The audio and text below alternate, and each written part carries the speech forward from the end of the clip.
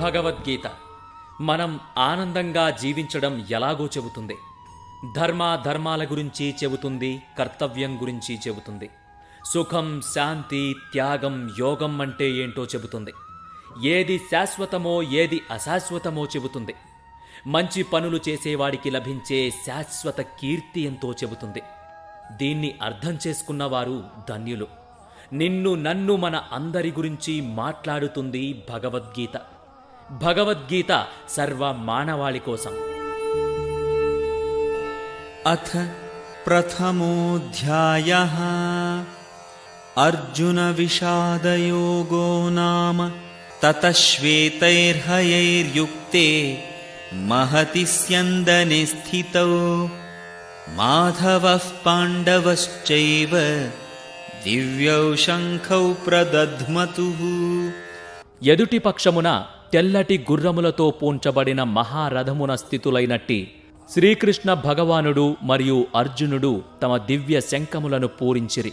భీష్మదేవుడు పూరించిన శంఖముకు భిన్నముగా శ్రీకృష్ణార్జునుల హస్తములలోని శంఖములు దివ్యములు అని వర్ణించబడెను. శ్రీకృష్ణుడు పాండవుల పక్షములో ఉన్నందున ప్రతిపక్షము వారికి విజయావకాశమే ఉండదని ఆ దివ్య శంఖముల ధ్వని సూచించెను. జయస్తు పాండుపుత్రాణాం యేషాం పక్షే జనార్దనః. శ్రీకృష్ణ భగవానుని సాంగత్యము చేత విజయములు ఎల్లప్పుడూ పాండుపుత్రుల వంటి వారికే లభించును. భగవానుడు ఎప్పుడు ఎక్కడ నిలిచి ఉండునో అక్కడే లక్ష్మీదేవి కూడా నిలిచి ఉండును. ఎందుకనగా లక్ష్మీదేవి తన పతిని వీడి ఎన్నడునూ ఒంటరిగా వసించదు.